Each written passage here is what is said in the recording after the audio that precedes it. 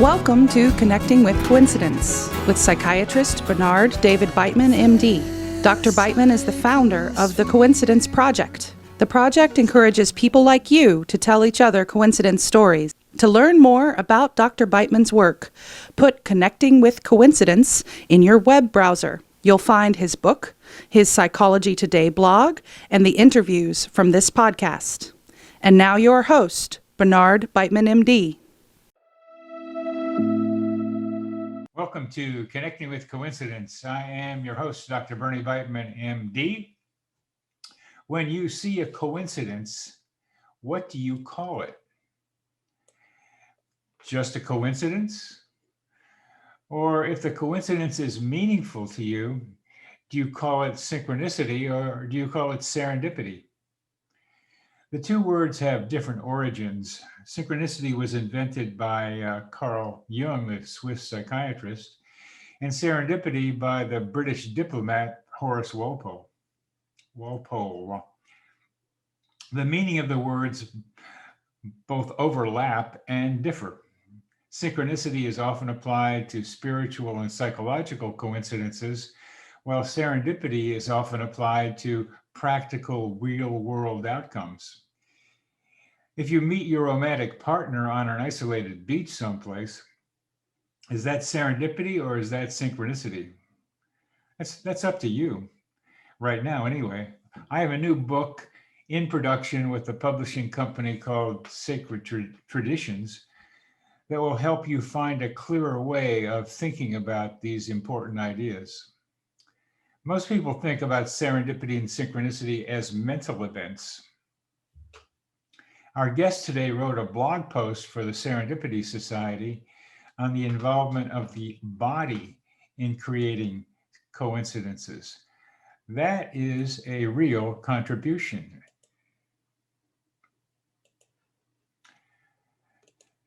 Thomas Baruzzi is a cognitive science undergraduate at the University of Edinburgh who is about to enter his fourth year of studies. He has helped expand the university's Cognitive Science Society, serving as event coordinator, president, and podcast coordinator.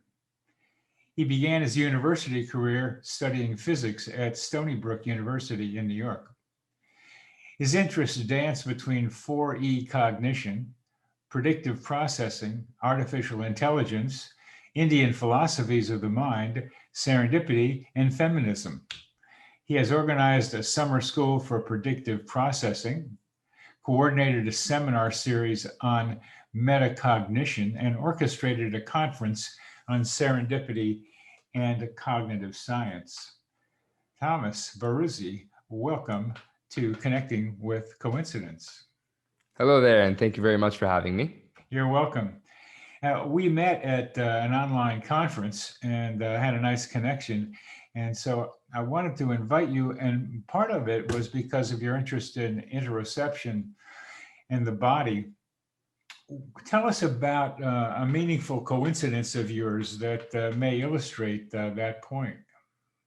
Right. So let me start by saying that interoception, as many of the things sort of listed there in the introduction of myself that you just presented, are very new interests for me, and it has been very fascinating to get into them because I found some sort of connecting thread between them. And being such new ideas, I'm very new to the field myself, but I do feel like I have something valuable to say in this respect. So, for example, speaking about my experience of coincidence, which I believe was very much related to sort of my interoceptive ability and that faculty of our bodies and our minds. As you said, I started my undergraduate studying physics, and it was a very different type of life than the one I'm living now. At the University of Edinburgh, I am studying a variety of things, studying cognitive science. I'm organizing a variety of things. Physics was a complete 180 turn from that. All of my life was physics, day in, day out. In fact, mostly night, spending a lot of all-nighters ever since the first day. So it was perhaps not the best period for me. A lot of things were going on. I wasn't finding sort of my niche in the school. I had broken up with my 2-year long girlfriend. I'd broken from my 2-year long relationship at the time. and I wasn't vibing with the people there. And so I felt very different, and one of the ways that I felt different was that at my high school, I studied and graduated with the International Baccalaureate. The International Baccalaureate is a program that runs worldwide, that allows sort of students to have be tested on perhaps a system that can be common between many countries, right? And it's a very intense system, and it's wonderful. A lot of students cry and despise it, but I must say they walk out of it feeling very rewarded. So this is what I had studied. The majority of the students in my university at Stony Brook had studied APs, advanced placements. That's the general sort of scheme at the high schools in the US. And so this is something that perhaps they would tease me about, perhaps they would ostracize me regarding. And sort of during this period, I realized, it was time for me to make a change. I'm Italian at heart and in my passport. And so I made a decision to come back to Europe. And during this period, I sort of needed a bit of a break. I needed a bit of a breather. So I went with my parents up to Maine, and we had a few days there, sort of relaxing, exploring the area. And one day we were hiking a hill. And as we were hiking this hill, this one lady sort of just came over the crest and started walking directly towards us. There seemed to be no intent of hers to walk past us or anything. So she walked directly towards us. And, I guess, us being an Italian family, were very sort of eager to talk to her when she stopped by. But I guess the most shocking part was the way it happened. She came directly to us. She stopped right in front of us, and she started speaking to us. In fact, it was her intention, her initiative.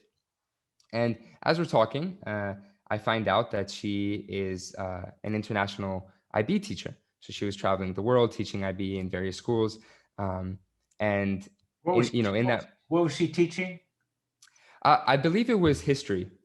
That was her field. Could have been history, or perhaps something more in the humanities, perhaps psychology. But I believe history. Can't remember too well.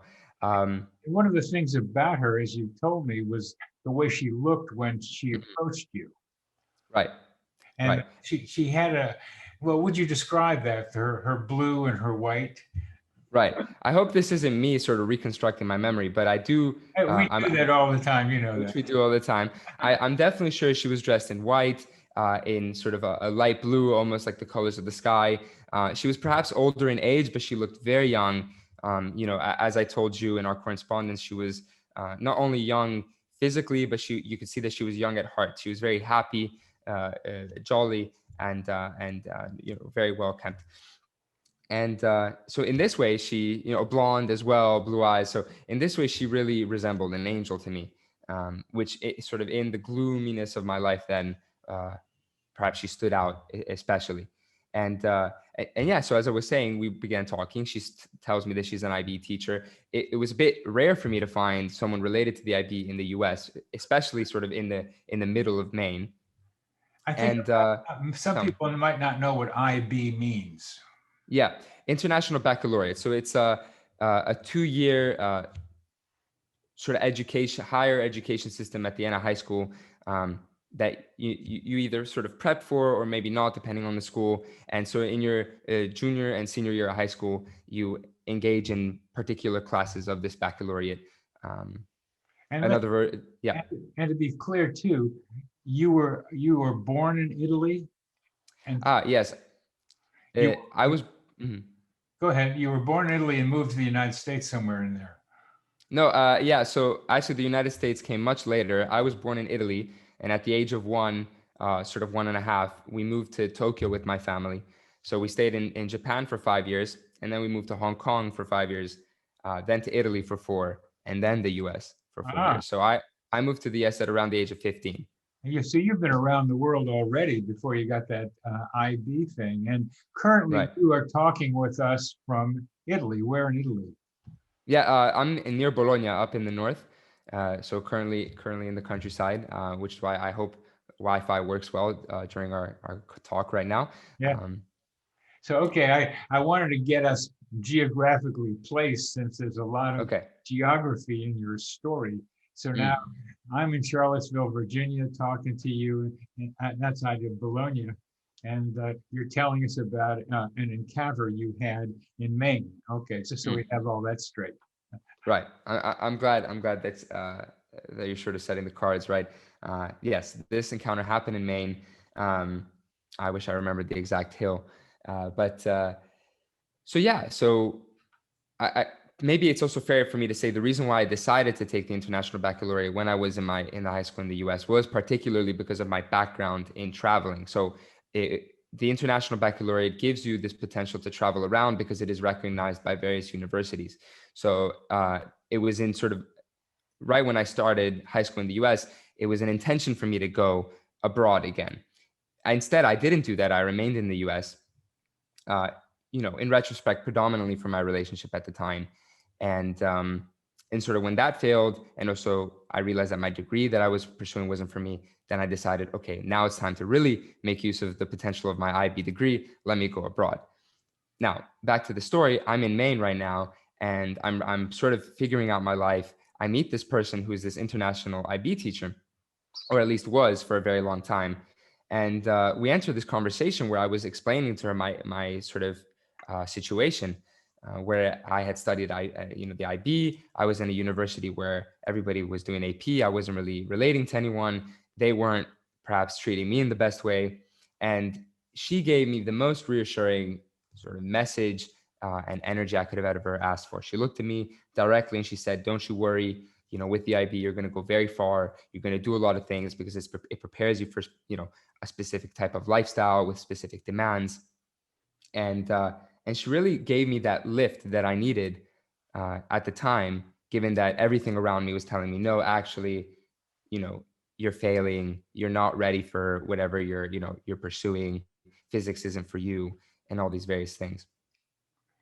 I think it's a nice coincidence already that you're wandering around in Maine and you run into somebody who has who teaches in the International Baccalaureate area, which made you weird at Stony Brook.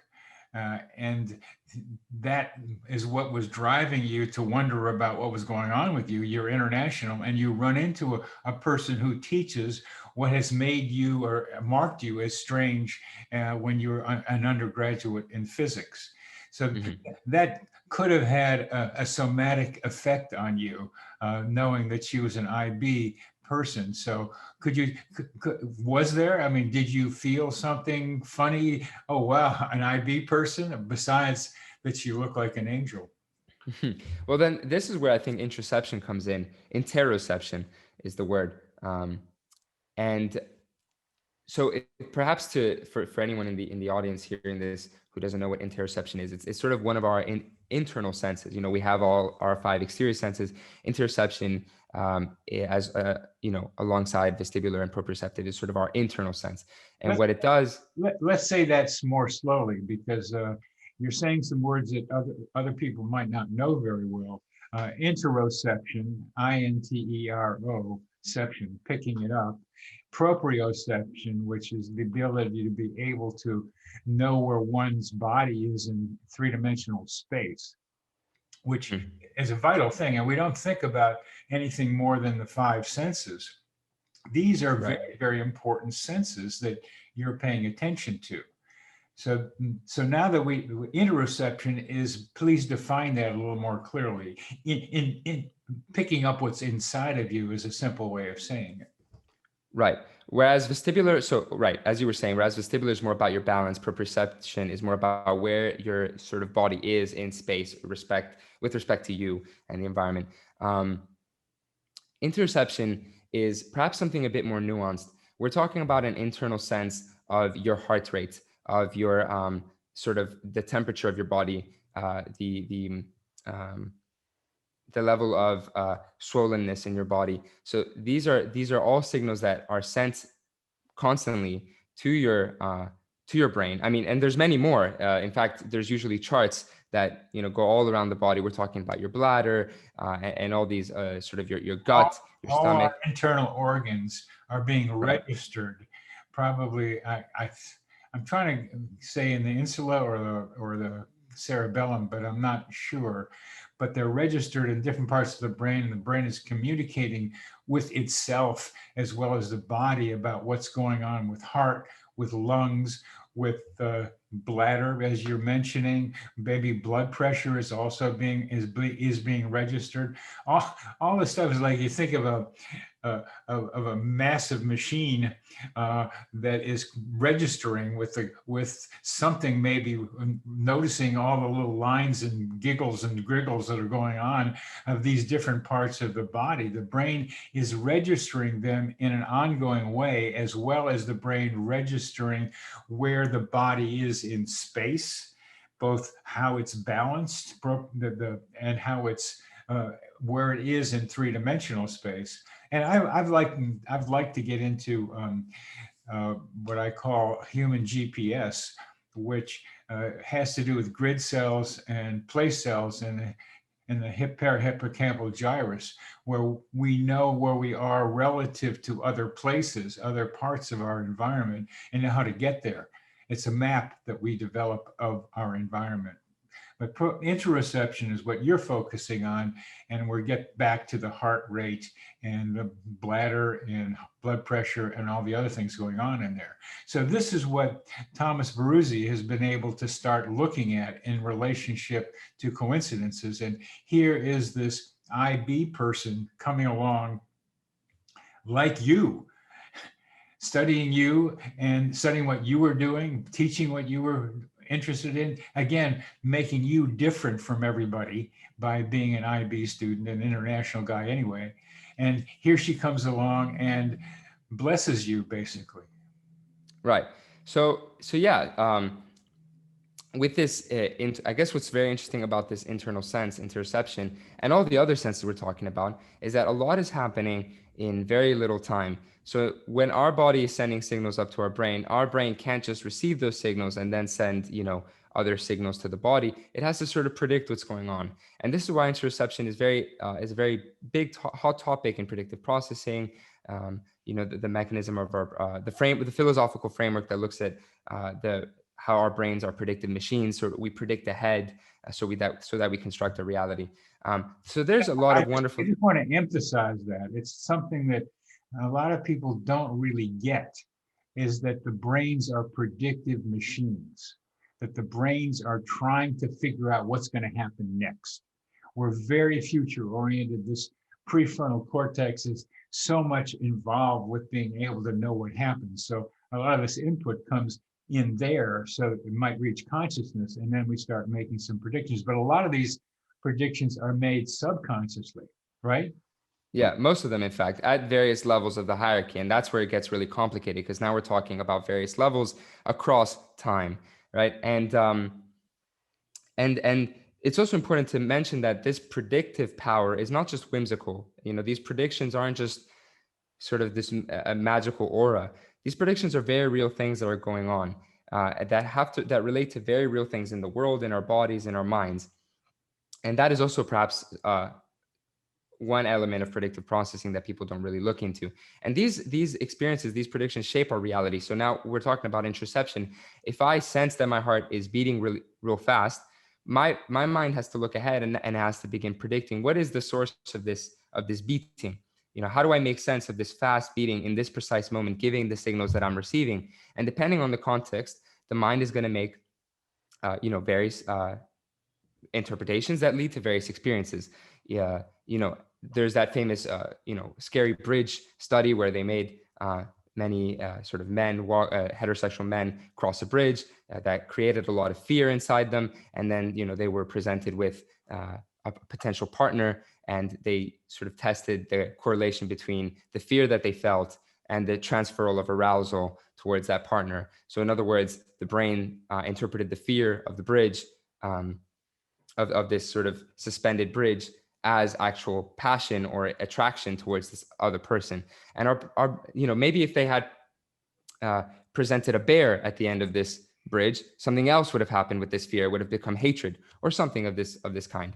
And maybe to give another example that extends beyond our body, if we're talking about actual extension into the world, if I'm tired and I see a sort of a slope, studies have found that I tend to, I'm going to tend to uh, assume that that slope is steeper than it actually is if I am tired compared to someone who isn't fatigued. So maybe if I've just finished a run. So these are all wonderful ways, and That, just those are that's a very those are very interesting ideas that you are describing. I've never heard them, so I think they're worth just mulling over a little bit. A scary bridge, and then sees a potential partner, and the brain interprets the arousal to the anticipation of seeing this other person or meeting this other person rather than the fear of the bridge itself. And even better, I think, is this: if you're tired, the slope looks more steep. And right. that's how body, you're saying, influences our perception. Right. Interoception, Again, interoception specifically. right. And I guess quick other examples, if something is hard to reach, again, studies have found that I will tend to believe that it is farther away. So they keep on going. And obviously, there's controversy and there's discussions around these topics, but it seems to be something that's going on. Our experience is definitely shaped by sort of prediction and by the states of our bodies in the world. That's something we can definitely say for sure, because we have to remember that while it might seem like our brain is getting the direct information, it's not. Our brain is connected at the end of nerves that are just getting electrical signals, and the brain needs to interpret where these signals are coming from. So perhaps this is now a big overview of interoception and predictive processing real quickly. Now, if we go sort of zoom in back into the story, I think the interoceptive part came in long before I actually spoke to the person. I think the part where interoception played a role was when when I saw her walking from the top of the hill down towards us. And this is speculative, but I would say easy to believe. If you consider the state of mind that I was in back then, my body was looking for something, right? My body was looking, my mind, my body, in this sort of interconnected loop, they were looking for some sort of inspiration, some positive energy. This is why perhaps I was in Maine. I was there to enjoy with my family, get away, but I was looking for something, right? And so what happened when this angel came over the hill is my body saw her and her body saw mine, and now we engage in this sort of exchange when for example, me seeing her smile, me seeing her stride, perhaps the nuances of her pose and how she held herself, most likely inspired feelings inside myself that made me that my mind interpreted as feelings that I needed to listen to. So when this person came towards me, instead of my mind being like, oh, let them pass, or don't look at them, look away, or try to avoid this person, my body and my mind were actually tuned to this person. They wanted to interact with them. And this is where interoception comes in. Seeing that person come over the hill inspired emotions and somatic feelings inside me. And then my mind interpreted them as feelings that I needed to pay attention to. And that's when I engaged in this conversation with this stranger. And, why this particular stranger, it probably, has a huge causal connection of, she's an IB teacher, which means she's a specific type of person, which likely means that she gives off a specific type of energy, which she did in that precise moment. And those are the things that I sort of held on to, that my body picked up on subconsciously. And so if I had to sort of put interoception into the story, that's where I would put it. And what I love about doing so is that it makes coincidences, it grounds coincidences a lot more into the actual world itself. This particular details are hard to pinpoint. We're talking about subconscious sort of things in the world that my body is picking up on, and then sort of interpreting and acting on, and then creating other things into the world that then sort of loop into these dynamic sort of back and forths of information. These are hard things to pinpoint, but they're very real, right? It all ties back to the studies that show that if I smile at you, you're likelier to smile back at me. The same way that if you interact with a baby, babies already know it from the very start. It's one of their sort of most fundamental instincts. If they are smiling at me and I don't smile back, the baby's going to get anxious. It understands, perhaps not consciously, that there's something wrong. And this is where interoception plays a role, right? You smile at me, it inspires feelings in myself, or sort of, they would be emotions that then I interpret into feelings if we're taking sort of Antonio Damasio's perspective. And then that creates a back and forth. I smile back at you, etc. And this is what happened with me and this stranger. This is what created the coincidence, where now my history as an IB student and her history as an IB teacher got connected by the ways that our bodies were interacting in the world. That's your very quick way of describing something that's pretty complicated, as you were also already saying. I'm going to back it away a little bit, and then we'll come back to this, because there are some other elements in here that I'll describe as more descriptive, psychological, that the coincidences tend to be increasing. And that's what one of the things we're talking about is what increases coincidence, not only what makes them happen, they're related to what increases them. The coincidences take place when there is need, when there is high emotion, and when there is a life transition or life stressor. And those three applied to you in this circumstance. You had a need to figure out what you were going to do with yourself, where you're going to go with yourself. You were in that transition that was part of that. And you were emotionally charged for those reasons. And you're with your parents too. And you're outside on a vacation, which increases things as well. So those tend to influence interoception states, as there's external events creating internal events. But when you talk about your energy and her energy somehow aligning with each other, that you saw her at a distance, and somehow that was like a baby smiling and the person smiling back, that there was a kind of a concordance between the two of you. I need a little bit more description of that particular interchange, because it's more subtle than two people smiling at each other. Right. And so this sort of ties back to what I was saying earlier. It wasn't just about the smiling, because if anything, I only saw the smiling towards when she was closer to me. Yeah. It has something to do with a particular poise, a particular approach, perhaps her gait, the speed of her walking. And, you know, you can tell a lot from just someone's appearance.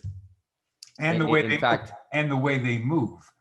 And right. I think you're making a connection between her inner state, what she was interocepting herself, and what you could pick up from her at a distance. Mm-hmm. And what you saw about her, I think you're saying, was affecting your own body state, your own interoception. Isn't that what you're saying? Right. So, right. Let me first say that, like you said, you can tell a lot from someone's body. There's studies looking into how if you just have sort of point lighters on, if you put points for lights on, for example, a male's body, and you make them dance, so now you're removing every element of their personality, of their sort of body type, body symmetry, etc. Now we only have points that show their movements.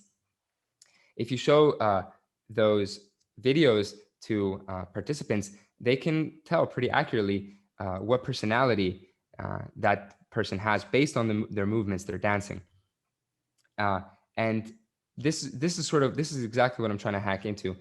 When I saw this stranger come down from the hill, her body posture and approach inspired my body to now orientate towards her. So this is what it sort of invited me to invited me to welcome her into my space. And, you know, why can this be the case? As you said, I was in a place of need. So I knew that I was subconsciously, perhaps, I knew that I was looking for a specific energy in a person. I was looking for specific interactions that I was lacking in that period.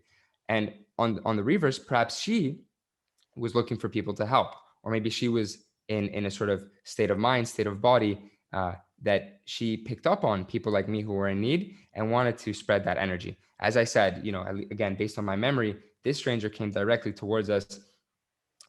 There seemed to be no intention for her to walk past us. There seemed to be a almost conscious intention for her to talk to us. And sort of those are the things that I'm referring to. I enjoy the idea that you're using the word dance. And you used it in describing what you do. You dance among and between several different kinds of apparently separate subjects. And here you talked about dance and the lights, that people could see how the lights are dancing. And I like to go to dance, and it's very illustrative of human relationships because it's nonverbal. We're not allowed to talk, at least not very much. So there are people who dance and dance individually at this dance. It's a do whatever you want kind of dancing, and just go with the music and just have to go and feeling with it and just hit whatever you're happening with. And that's what you're describing with sometimes I can, or somebody else, we can be dancing across the floor with each other when we start getting closer to each other and we get in sync with each other. And you're describing almost the same thing with this woman coming down towards you and you towards her. And the two of you are somehow having a set of what you might be calling interoception, but it's visual to the other person. And that's attracting you to each other. Right. And it's beautiful. And I'm very happy that you're mentioning dance. So let me say, first of all, that the Navy SEALs, when they speak about entering flow states, they talk about a particular energy between them. They aren't separate individuals in one group. They're now a unit that is flowing, again, based on each other's energies. There is no time for thinking. There is no time for communicating in words. There's only time for looking and doing and predicting, mainly. Now, the reason why perhaps I use the word dance a lot is because I am a dancer myself. I began with hip hop and breakdance in my life.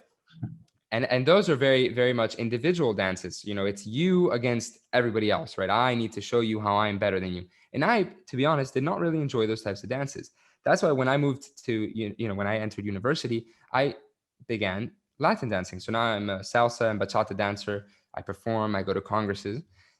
Unfortunately, with COVID, that's been sort of halted for a very, very long time, too long. But here's the beautiful thing about salsa and bachata dancing, which I promise you, anybody who's ever started always tells me that it changed their life.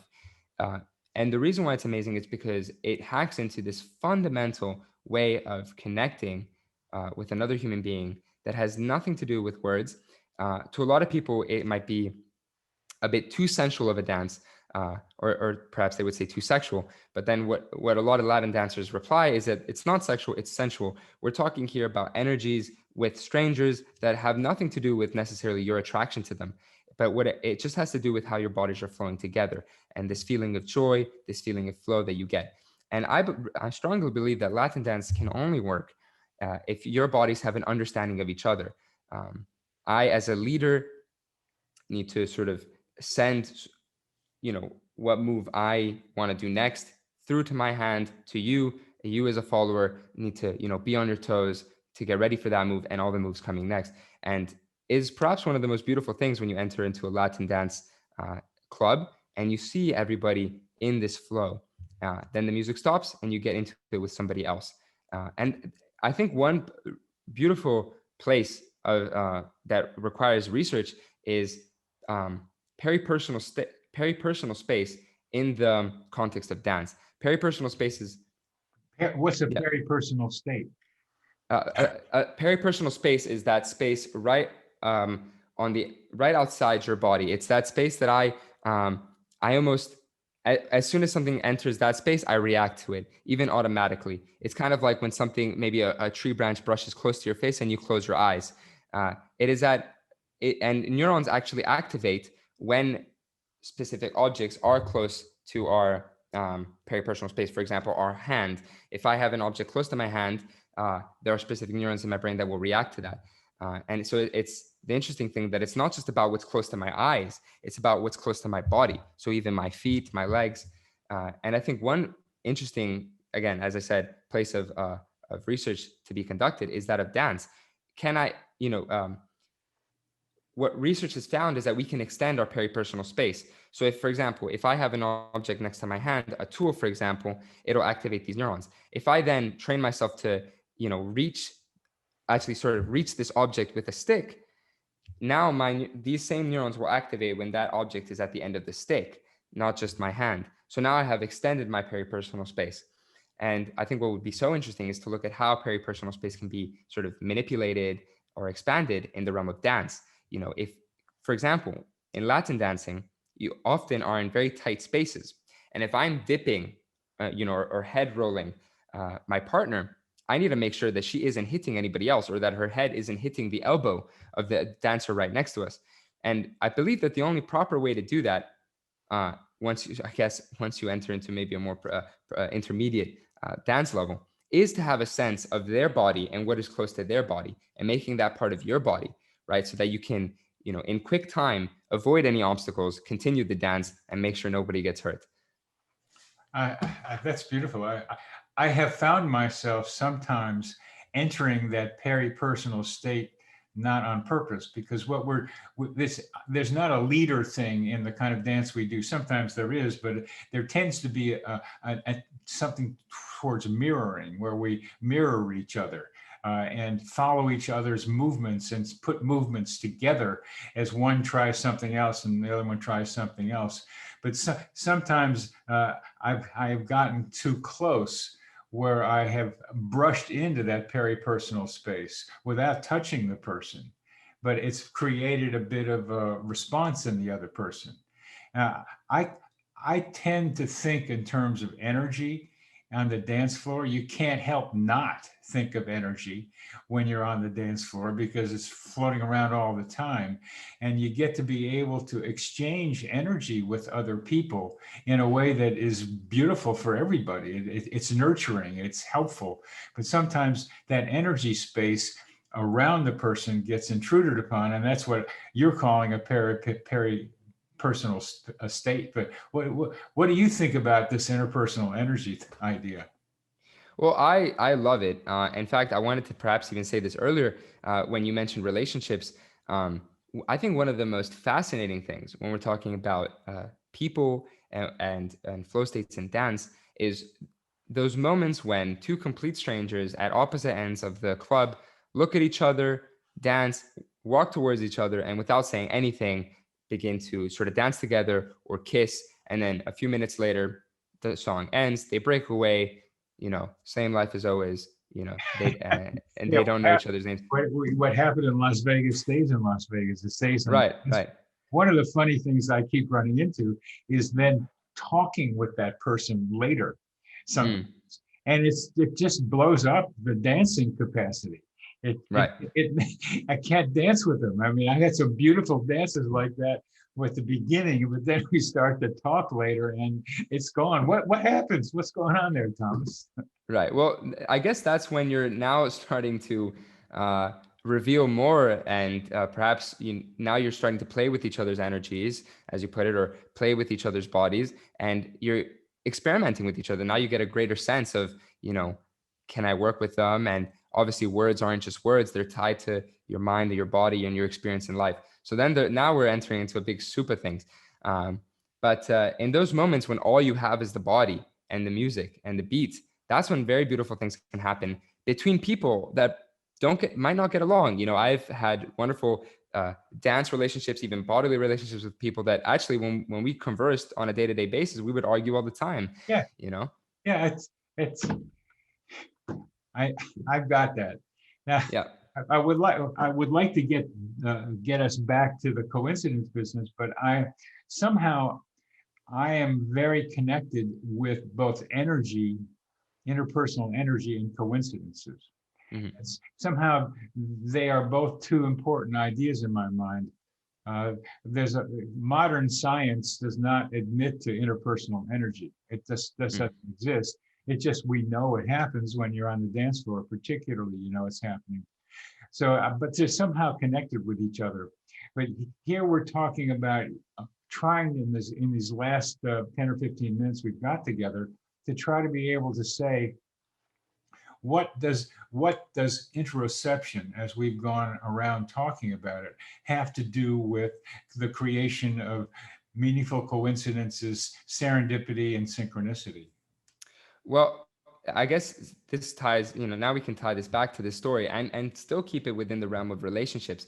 For example, uh, I had a specific interpersonal energy with the stranger that I met on the hill. It turned out that we had very similar, perhaps, or maybe not very similar lifestyles, but there was one fundamental core that we shared, and that was the IB. And what we know about the IB is that it fosters a specific type of pattern of thinking, a specific type of attitude to life. It's a standardized type of program that is delivered more or less the same way to all of the students who take it around the world. So obviously every student is different, but it fundamentally creates some sort of similarity. And this similarity bleeds into your approach to life. So for example, now if we tie it to relationships, why is it that a lot of the times we meet someone and immediately just by looking at them, we know that we vibe, so, for modern lingo, with them. And then when we actually get to meet them, maybe fall in love, maybe enter into a relationship, we realize that, oh, well, we have so many similarities. Our past is so similar. Our family situation is so similar. Why is this the case? Well, that's because particular interactions in the world have particular consequences. The same way that, if you meet a very confident person, a lot of people misconceive of this person as perhaps egotistic, they have everything they want in life. But the reality is that a lot of confident people are confident or so jolly and opportunistic and optimistic in life, particularly because maybe they had to force that into themselves. They had to, forcefully be confident and optimistic because the life around them was not very optimistic. And that's why when two confident people meet, a lot of the times they have this relationship. They can understand this before they talk to each other. If I just look at a confident person and I'm a confident person myself, I can already sort of tell by the specific way that they move, the specific things they say, that we might have a similarity, most likely, that has, led us both to be this confident. And when I say I can tell, it's not just me consciously doing it in my mind. My body can tell specifically, in relation to that person. My body will react in ways that perhaps welcome that person in my life. If I have had a difficult past myself and it has led to particular behaviors in my life, if I see those behaviors in someone else, it's gonna open up my body, and then now we're talking about the specific sort of the specific processes that we were saying earlier, heartbeat, sort of the sort of electrical conductivity of my skin. These are all things that these are arousal. These are properties of arousal. And me seeing sort of another person interact in the world can spark this arousal in me that already, when my mind interprets it, says a lot, says more than the words that perhaps will speak to each other. We're going to have to be wrapping this up in a bit. And the way I relate what you're saying is that interpersonal coincidences are based on this kind of interoceptive recognition of the other's similarities to you. Mm-hmm. Is that this? Like people meet across the room, or meet in an airplane, or just meet at a conference and say, let's have coffee together or something. And then something is happening right then when they start talking that is a recognition of the similarities that has to do with body states functioning in similar ways. Right. And maybe to not, again, because perhaps a lot of this is argumentative, speculative, but also very real, to not conclude something too harsh. I guess what I'm saying is that that's something that isn't too controversial in itself, is that our experiences, our mental formulations, our thoughts, our personalities actually have very real effects into the world. Our past experiences can be seen in the present. Can be seen physiologically. Right, physiologically. And by seen, you also mean experience. Right. You can be with someone. It's not necessarily a visual thing. You're Right. talking about perception, that we can perceive the other person's experience in life. And somehow, when it's like mine, that becomes a resonant, which brings the two people together in what might be called, a major coincidence. Look, Right. I met somebody who's really important to me. Right. And so the purpose of this is to bring coincidences down from the clouds, to really instantiate them and integrate them into real world things. And this is one way in which you can do it. You can talk about these subconscious interoceptive signals that are tuning my body and mind to specific things in the world that mean something to me, even on a subconscious level. And that then connect us to other people that have sort of similar ways, sort of have similar paths, or maybe similar personalities, or just similarities in general, that have real consequences onto the world. And then sort of these now consequences collide when we meet. And again, many studies, there's many studies looking into the, very, very, very simply in the way that our bodies reveal things. One quick that I can think off the top of my head, there's a study that I read not too long ago that said that you can actually tell if a person is very promiscuous, specifically from not even, even just their facial structure, but their posture, their personality, their behavior. Right. Well, we're going to wrap this up with a term, interoceptive signals. Interoceptive signals. That's what I come away with as a summary of what you're telling us, that it's not just interoceptions, which is where I thought of it before, just the brain picking up stuff from the internal states. It's that the other person can consciously and subconsciously pick up what's being signaled inside the other person. Right. That's cool. That's cool. It just speaks to the dynamic interactions that we're all a part of in this world. It speaks to the dynamic interactions of which we are all part of in this world. Thomas Baruzzi, thank you very, very much for talking with me and being on our show. Thank you very much for valuing my words and engaging in this exchange of ideas with me. You're welcome.